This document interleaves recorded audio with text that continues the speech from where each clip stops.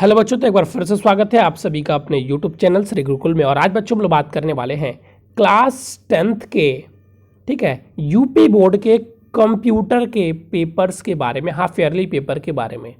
और आज का ये पेपर डिस्कस करने से पहले मैं बच्चों आप लोगों को बता देना चाहता हूँ कि इस पेपर में हम लोगों ने आपके लिए प्रोग्रामिंग डिस्कस नहीं की है, क्योंकि जो सी लैंग्वेज आप लोगों को पढ़ाया जाता है उससे प्रोग्रामिंग आता है, लेकिन यहाँ पर आपको प्रोग्रामिंग नहीं बताया गया। सर क्यों, यहाँ प्रोग्रामिंग से क्वेश्चन क्यों नहीं है? प्रोग्रामिंग से क्वेश्चन इसलिए नहीं है कि बहुत से हाफ ईयरली एग्जाम में बहुत से स्कूल से प्रोग्रामिंग नहीं पढ़ाया जाता है। एनुअल में प्रोग्रामिंग यानी कि सी लैंग्वेज आप लोगों को पढ़ाया जाता है। तो बच्चों यहाँ पर देखेंगे जो आपका पेपर अभी डिज़ाइन किया गया है, इसमें 20 बहुविकल्पीय प्रश्न 2023 में आने की जो सूचना है। लेकिन ये पेपर आपको 2022 के पैटर्न के हिसाब से, जो बोर्ड का पेपर आया था उसके हिसाब से बनाया गया है, क्योंकि जब तक बोर्ड का मॉडल पेपर नहीं आ जाता है तब तक ये हम डेफिनेटली नहीं मान सकते कि इसमें 20 बहुविकल्पीय प्रश्न आएगा ही आएगा। लेकिन बच्चों अगर आप इसको ध्यान से देखेंगे इस पेपर में, तो हम लोगों ने यहाँ पर 5 बहुविकल्पीय प्रश्न रखे हैं और साथ ही 5 एक-एक नंबर वाले प्रश्न भी रखे हैं। ठीक है, 5 एक-एक नंबर वाले प्रश्न भी रखें, जिससे कि आप कह सकते हैं 10 बहुविकल्पीय प्रश्न हो जाएंगे। इन्हीं एक-एक नंबर वाले प्रश्नों को बहुविकल्पीय में परिवर्तन किया जा सकता है। ठीक है, अब ध्यान से देखिएगा बच्चों पेपर को। ठीक है, पेपर को देखेंगे ध्यान से। यहाँ पर देखिए ये जो समय था, ये क्योंकि एक विद्यालय का है तो वहाँ मतलब 2.5 घंटे का था। आपका यहाँ पर पेपर कितने का रहेगा? 3 घंटे का पेपर रहेगा। पिछली बार था, इस बार देखिए क्या होता है, क्योंकि उससे पहले 2.5 घंटे का रहता था, पिछली बार 3 घंटे का हो गया था। इस बार देखिए क्या चीज़ें आती हैं निकल कर। अब ध्यान देखिएगा, ये जो पेपर है पूरी तरीके से बहुत महत्वपूर्ण प्रश्न इसमें डाले गए हैं, प्रीवियस ईयर के क्वेश्चंस हैं। तो ध्यान से देखिएगा और ध्यान से करिएगा, क्योंकि सारे क्वेश्चन प्रीवियस ईयर से हैं, तो जो क्वेश्चन नहीं आएंगे उनको याद करिएगा। और ये फंडामेंटल कंप्यूटर से हैं। देखिए हमको कंप्यूटर में 2 पार्ट पढ़ना रहता है, एक फंडामेंटल कंप्यूटर और एक प्रोग्रामिंग पार्ट।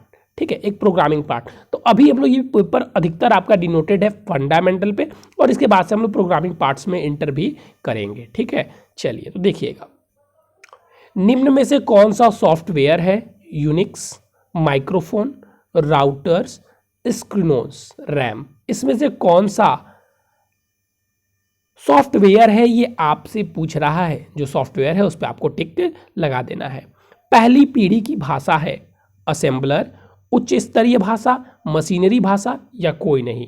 ठीक है, तो ये आपका सी लैंग्वेज के इतिहास से संबंधित क्वेश्चन आया हुआ है। ठीक है, हाफ बाइट होता है कितने, किसके बराबर होता है? हाफ बाइट 1 निब्बल के बराबर, या 8 बाइट के बराबर, 5 जोन के बराबर, या 8 निब्बल्स के बराबर होता है। हाफ बाइट पूछ रहा है कि कितना होता है, ये आप लोगों को यहाँ पर बताना है।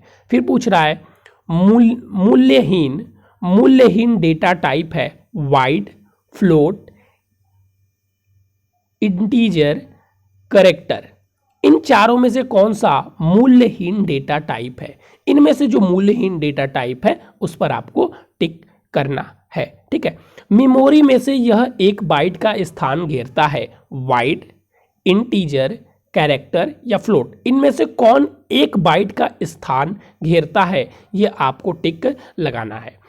अब निम्नलिखित को संक्षेप में समझाइए। इसको यहाँ पे आपको परिभाषा देनी है। समझाने का ये जो आता है, जैसे देखिए, जैसे बिट है, GIF है, पिक्सल है, BGA, तो कुछ का फुल फॉर्म अगर यहाँ पे बन रहा है तो इसका हम फुल फॉर्म भी लिखेंगे। और ठीक है, और जिनका नहीं है तो उनकी परिभाषा बता देंगे कि ये क्या है। जैसे मॉडम क्या है, बिट क्या है, ठीक है, पिक्सल क्या है, GIF क्या है, BGP क्या है। तो ये एक-एक नंबर के प्रश्न है जो आपको बताना है कि ये सारी चीज़ें क्या हैं।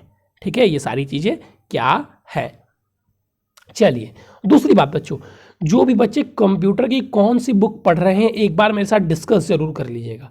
जो भी बच्चे कंप्यूटर लिए हुए हैं वो एक बार अपना बुक जरूर डिस्कस कर लेंगे कि कौन सा वो बुक पढ़ रहे हैं, वो व्हाट्सएप के जरिए डिस्कस कर सकते हैं। चलिए, एक्सप्लोरर किस प्रकार का सर्च इंजन है? पूछा जा रहा है यहाँ पे कि जो एक्सप्लोरर है वो किस प्रकार का सर्च इंजन है, उसको डिफाइन कीजिए। ये 2 नंबर का आपका प्रश्न है। नेक्स्ट देखिए, हम आते हैं। नेक्स्ट देखिए क्या है, BCD और EBCDIC की तुलनात्मक वर्णन कीजिए। यानी कि कहते हैं ना कि क्या कहते हैं उसको, तुलना, अरे विभिन्न भेद नहीं याद आ रहा है मुझे, डिफरेंस बिटवीन कहते हैं ना, डिफरेंस बिटवीन, तो जैसे डिफरेंस बिटवीन तरीके से करते हैं, हिंदी मतलब उसका मुझे नहीं याद आ रहा है बच्चों। तो डिफरेंस बिटवीन की तरीके से जो क्वेश्चन हम हल करते हैं, एक तरफ ये एक लाइन ऐसे खींचते हैं ना, और एक तरफ इसको वर्णन करते हैं, दूसरी तरफ इसको वर्णन करते हैं, ठीक इसी प्रकार इसमें भी वो चीज़ करेंगे, तुलनात्मक वर्णन का मतलब वही हो जाएगा। फाइबर ऑप्टिकल वायर के बारे में बताइए, ठीक है, वायर के बारे में बताइए, फाइबर ऑप्टिकल वायर क्या होता है उसके बारे में यहाँ पर बताइए। GUI सॉफ्टवेयर क्या है इसके बारे में बताइए। लाइनेक्स मुक्त है से क्या तात्पर्य है, ठीक है, इससे क्या तात्पर्य है उसको बताइए।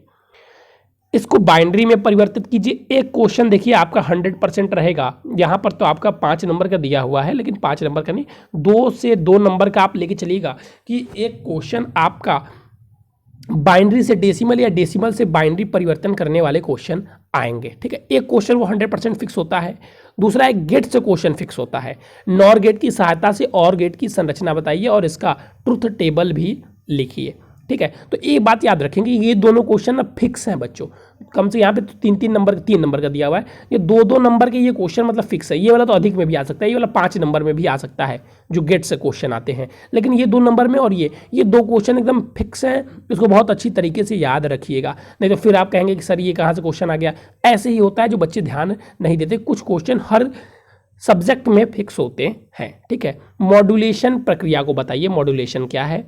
सैटेलाइट का क्या तात्पर्य है, सैटेलाइट से क्या तात्पर्य है बताइए। सैटेलाइट का कार्य बताएं, अच्छा सॉरी, सैटेलाइट का यहाँ पे कार्य बताइए। लाइनेक्स ट्रैक्स क्या है उसके बारे में बताइए, ठीक है।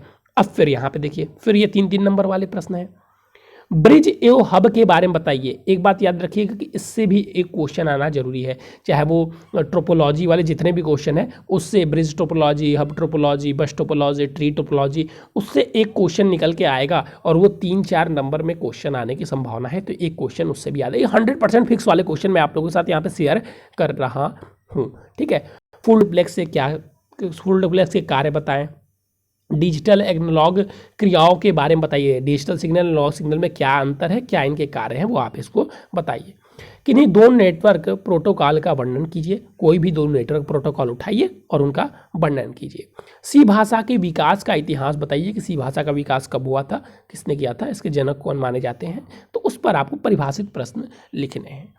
क्रमिक एवं समांतर संचार का तुलनात्मक सचित्र वर्णन कीजिए, ठीक है। लाइनेक्स के गुण एवं विशेषताओं का वर्णन कीजिए, ठीक है। फाइल क्या होती है, इसके विभिन्न प्रकारों के नाम लिखिए एवं समझाइए, ठीक है। फिर वायरलेस ट्रांसमिशन को समझाइए। और देखिए, जैसे ये वायरलेस ट्रांसमिशन हो गया, तो जब भी हम वायरलेस ट्रांसमिशन की जब चर्चा करेंगे, याद रखेंगे, तो ऐसे क्वेश्चन में हमें फिगर भी डाल देंगे, ठीक है। ऐसे क्वेश्चन हम क्या करेंगे, फिगर भी डाल देंगे। सर फिगर डालने से क्या होता है कि एग्जामिनर आपका जो चीज़ें लिखी रहती हैं ब्ला ब्ला ब्ला, उस पर कम ध्यान देता है और फिगर देखता है कि अच्छा इसने सैटेलाइट के बारे में चीज़ें बनाई हुई है, मतलब बच्चा ठीक है पढ़ा हुआ है, हल्की सी चीज़ें पढ़ेगा और वो आपको मार्क्स दे देगा।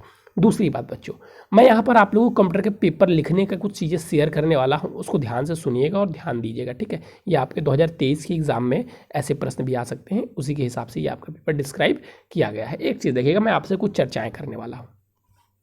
जब भी हम बात करेंगे बच्चों कंप्यूटर के पेपर में, तो कंप्यूटर देखेंगे आप, तो देखिए यहाँ पे साफ एक शब्द लिखा रहता है, विज्ञान। क्या लिखा हुआ है, विज्ञान, कंप्यूटर विज्ञान, कंप्यूटर विज्ञान।